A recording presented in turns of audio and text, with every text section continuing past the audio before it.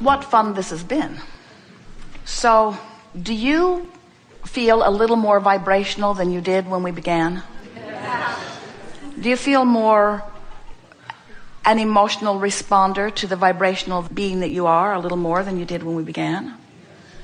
You're more true to yourself because who you are is a vibrational being. Who you really are is someone who knows your value. And when you're true to yourself, you know your value.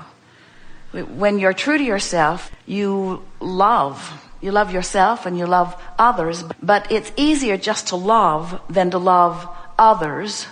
It's easier to love some than to love all. And it's easier just to love than to love some. You get the sense of what we're talking about? The state of being is much easier to accomplish than you have formerly thought. So this for sure has been accomplished as we've played together today. You are more vibrationally oriented than you have been, which means you are more step 3 oriented than you have been. You are more blended than you have been. You're more sensitive to energy than you have been. You're more like the beasts of your planet than you have been. You're more allowing than you have been. You're more in tune with who you really are than you have been. So you feel better than you usually feel. You're more articulate than you have been. You're more fun than you have been. You're more frisky than you have been. You're more eager than you have been. You're more of who you really are than you have been. In other words, you have found and sustained the feeling place of who you really are for a longer period of time than you usually do. In other words, you're more in the vortex than you have been. But having said all of that, you're still free to move about. But the most significant thing that we want to say to you is you are more aware of and practiced at, even if you just listened and didn't speak, you are a better focuser now than you have been. Focuser of what? Focuser of energy. Focuser of energy. Focuser of energy. Are you a better focuser of thought? Maybe, maybe not. Are you a better focuser of energy? For sure. So, play with the idea that you think and feel and think and feel and think and feel and think and feel and think and feel and think, feel and think, feel and think, feel and think. And as you sit to meditate, and it's really good to do it, sit to feel, sit to feel, sit to feel, sit to feel well-being, sit to feel secure. Sit to feel well-being. Sit to feel stable. Sit to feel harmony. Sit to feel love. Sit to feel good. Sit to feel well-being. Sit to feel stability. Sit to feel secure. Sit to feel stability. Sit to feel secure. Sit to feel alive. Sit to feel well-being. Sit to feel secure. Sit to feel worthy. Sit to feel sure. Sit to feel calm. Sit to feel peace. Sit to feel energy. Sit to feel love. Sit to feel source. Sit to feel whole. Sit to feel you. Sit to feel you in the vortex. Sit to feel you in your world. Sit to feel you in your body. Sit to feel you in your best planned body. Sit to feel you in the body in your mind's eye. Sit to feel you in the relationship in your mind's eye. Sit to feel you in the financial abundance that you have created. Sit to feel your wonderful world. Sit to feel your stable and perfect world. Sit to feel your productive government. Sit to feel your cooperative neighbors. Sit to feel the well-being of your planet. Sit to feel the stability of your being. Sit to feel the excellence of your world. Sit to feel the harmonics of the variety. Sit to feel the perfection of the variety. Make claim to what you've put into your vortex and feel your way there, and sit to reach for the feeling of it until you've trained yourself into those feelings that then will engender the thoughts and the others with whom you can dance your creative, magical, perfect, ever expanding, co-creative dance with anyone who has managed to feel themselves into the vortex where you are.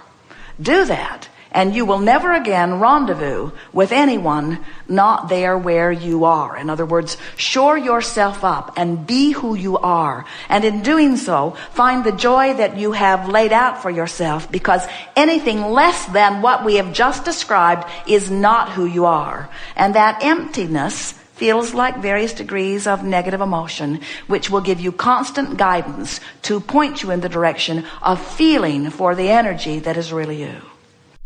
So if someone was rude to you and you didn't like it, and you just brushed it off like a spark from a fireplace before it burned a hole in your sleeve, if you just brushed it off, then there's nothing about it that affects you. It was just a moment in time where you rendezvoused. Law of attraction put you there because of something that was going on with you, but you didn't exaggerate the situation because you didn't think about it. You didn't ponder it. You didn't wonder what the ulterior motives were. You didn't discuss it with someone else. You didn't blog about it. You didn't email. You didn't write an article about it. You didn't put it in your journal. You didn't write it in your diary. You didn't make a computer note of it. You didn't make a captain's log of it. You didn't say, for all to remember from this point forward, on this day, that person was rude to me and I didn't like it. You didn't make a big deal about it, and because you didn't make a big deal about it, you didn't practice the vibration of it, and so you've brushed it off. And now, if you just brushed it off, then someone pretty much like that is going to show up pretty often in your experience, because there's something going on in your vibration that attracts people like that showing up in your experience. They won't come more and they won't come less. They'll keep coming just like they've been coming, because it happened and you just brushed it off. But if it happened and it made you feel bad and you pondered it for a moment, during the first few seconds of that, you launched a few rockets into your vortex of creation. You launched rockets that say, I deserve to be respected, and I want to be respected, and I want to treat others with respect, and I want to feel good about life, and I like to feel secure, and I want to be secure in my experience, and I want to be an emanator of love, and I want to be an attractor of love, and I want to experience the well-being that I was born, and I want to know my worthiness. In other words, like rapid-fire rockets going into your vibrational escrow. So now, all of that happened in the moment of your perception of being mistreated. But now, because you've launched all those rockets, just like in the previous statement that we offered to you, you launched the rockets, they were rude, you're experiencing the opposite of what you want, and in the moment this problem occurred, you put a solution into your vibrational reality, which is what precedes all realities. Another way of saying it is, you expanded because of this exposure to this person that you perceive to be treating you in a rude manner. But this time, you don't just flick it off. You don't just pretend that it didn't bother you. This time, you acknowledge, that hurt. I felt negative emotion, which means I've got a habit of attraction that doesn't mesh with the pattern of attraction that I would like to be. In other words, I'm attracting rude people. It happens every now and again. I must have something in the mix of me that could be cleaned up, that would then leave me in a better creative stance. So you don't brush it off and you don't make it worse. You make it better. You give them the benefit of the doubt. You say something like, This wasn't personal. Their rudeness was emanating from their disconnection. And I rendezvoused with it because I'm a vibrational match to it, but I don't want to be.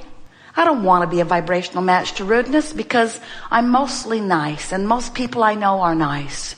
And we want to get along, and we don't need everybody to behave in exactly the same way for us to get along. I want to be a liver of unconditional love. I want to be able to look at people, and when they're rude, I want to love them and think to myself, not necessarily engage them in conversation. I want to think to myself, you're having a hard day, and I wish a better day for you.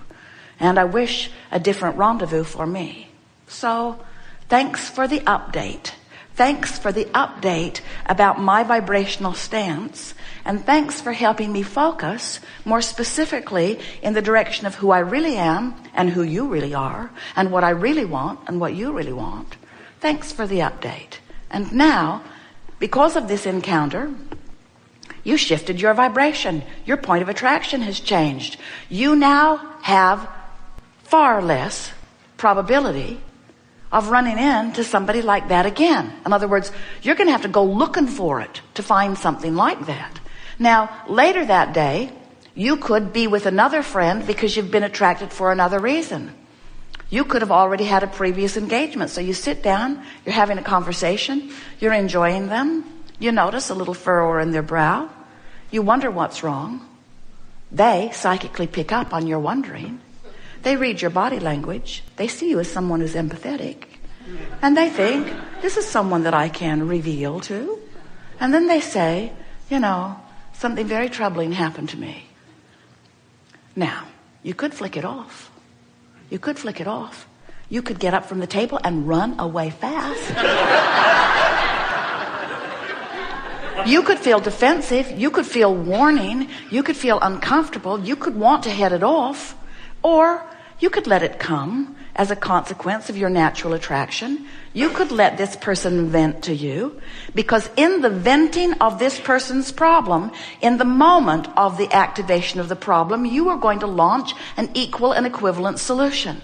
So you're going to benefit from this interaction no matter which way it goes, really. But then, once you launch the rocket, you've got some decisions to make. You can ignore it, which means you'll stay right there, and this friend will vent to you on a regular basis, and others probably too.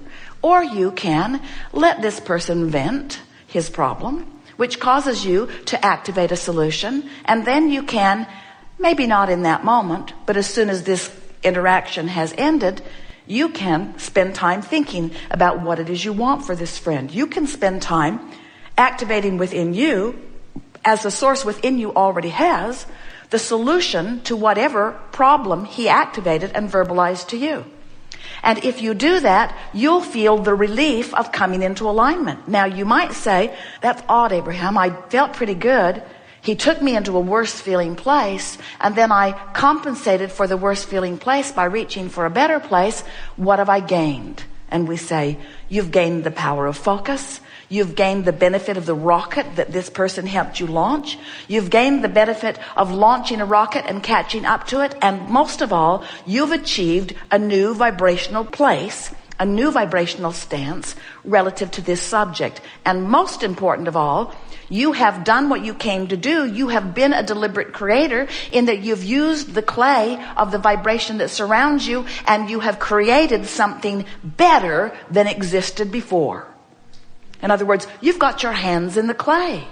We want you to understand that you don't want to avoid troubling people. You don't want to go looking for them either. But it is so helpful to understand that if something troubling comes into your experience, it's there for an important reason. It's active in your vibration. To condemn whatever came for coming when you ask for it, even though you didn't know you did, is the wrong way of going about it. To blame it for coming, them for coming, what they said, what they did. To blame them when it's active in your vibration is really barking up the wrong tree. What you want to do is receive it and feel with your emotions the vibrational validity. Does it harmonize with who I really am and what I want, or is it off? And if there's any negative emotion, it's off. And what does that mean?